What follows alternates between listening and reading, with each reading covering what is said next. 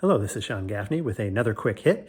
Today I want to talk about MacGuffins, and I'm going to use Silo to talk about it, and there will be a somewhat spoiler alert. So if you want no spoilers on Silo, then stop listening now. If you're okay with a small spoiler, then away we go.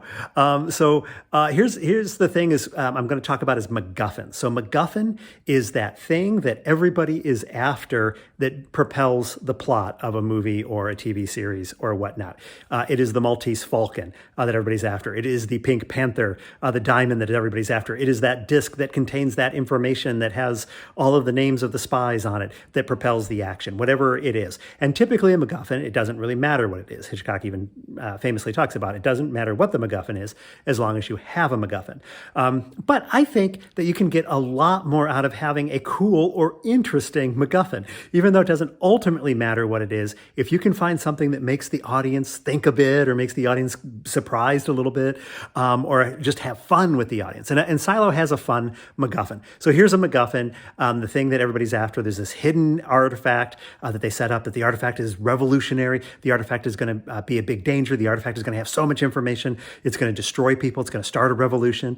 And it turns out to be a tourism guide for the state of Georgia. So something that for us as a viewing audience is something so normal and so uninteresting in a way. But to them in the Silo is so interesting and so dynamic, is a very fun kind of MacGuffin because it makes you stop and think about, well, why for them? Oh, yes, of course. It puts you in the mindset of people for 140 years have not been outside of the Silo, for generations have not been outside of the Silo. And it takes something and it makes it an idea that's a much bigger thing than it would have been if it was just another drive or another document or, something that said, oh, the Silo's not real, or this is the history of the Silo, or anything like that.